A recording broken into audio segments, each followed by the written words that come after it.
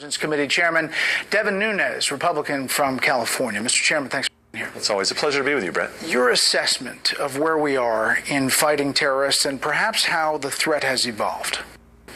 Well, we currently face, and I keep say this, the largest terrorist threat level that we've ever been since 9/11. The largest? The largest, and it keeps growing.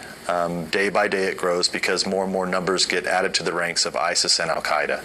So, Al-Qaeda essentially split. Part of them became ISIS.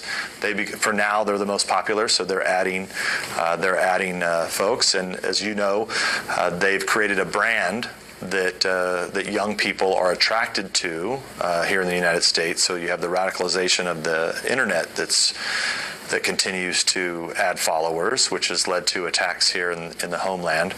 But I'm really worried about the refugee flow from North Africa and from Syria and Iraq into Europe. I think there are thousands and thousands of people we don't know about there that our allies have a real problem on their hands. Well, on that front, I mean, what about the Syrian refugees coming to the U.S.? And, Donald Trump, the Republican nominee, says that's a concern as well. Yeah, and the House of Representatives overwhelmingly agrees with that.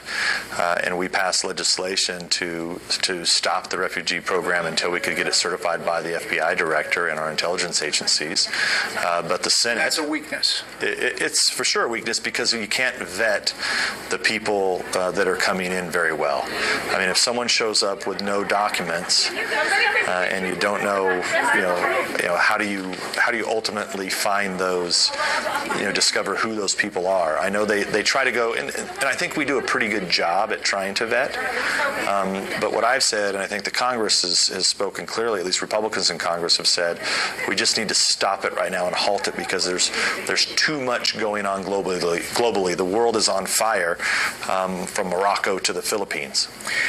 We've been trying to get a handle on this terrorist threat and what it kind of looks like with intelligence. This is the National Security Advisor then, after the Osama bin Laden raid, talking about what came out of that. Tom Donilon. It's the largest cache of intelligence information gotten from a senior terrorist that we know of. Just the size of a small college library. It'll need to be translated. It'll need to be assessed. It'll need to be reviewed. It really is a treasure trove of intelligence. A treasure trove. But in August of last year, the Weekly Standard wrote, the Obama administration does not want the bin Laden documents released. To date, the administration has made fewer than 150 documents out of more than 1 million, despite a statutory requirement to expedite the release of the collection. The administration claims the documents have been translated and exploited. We're skeptical. This is the Weekly Standard, and so are our sources. Steve Hayes has been leading the way with Tom Jocelyn on this. You've been pushing for those documents. You now have had some success. Are you learning anything from them? Well, we're learning a lot. But let me first start with that the administration is slow rolling us on the release of those documents. And originally they came out and I think released 16 or 17 documents that created a false narrative about what bin Laden was actually doing. In other words, he was more plugged in with a lot of these other groups around the world. Right, but the original documents made it look like he was not. It made him look Winter like in a Lion in the Winter. Lion in Winter was the famous headline. And what we're finding now is more and more of these documents come out, we're finding that bin Laden had significant ties to Iran, that Iran was a tunnel for Al-Qaeda. Bin Laden told his followers not to attack the Iranians. And I think as we begin to comb through more of these documents and they become released to the public for historians to look at, we're going to learn a lot more about bin Laden, and it's not going to be what was presented by the administration. Well, that is fascinating about Iran. I mean, there were some indications and suggestions, but what you're saying is that Iran and Al-Qaeda had some kind of symbiotic relationship. Well, we already know that from just the few documents that have been released. But do you think Iran had any tie to the 9/11 attacks? Well, this gets into another subject. So at the same time, we have an investigation at the House Intelligence Committee that's been going on for a long time, and we've been trying to gather as many of these documents and reports as possible. We finally were able to receive these reports, or some of the reports. What we're now finding out is that we are still short many of the reports that we need to actually do a full assessment.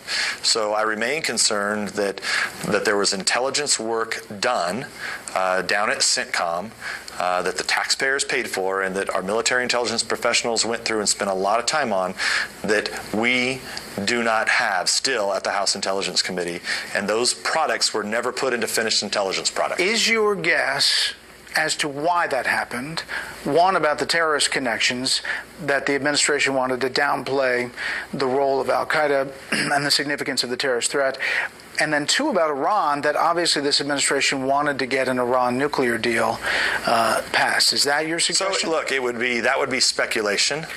But what I can tell you is that in this town, when the administration won't give you something that you have the constitutional right to have, right? So we have the authority, we have the clearances. All of these files should be transmitted to the House Intelligence Committee, and they're not being given to us. And they're slow rolling the public release of documents also. So if that's happening, why?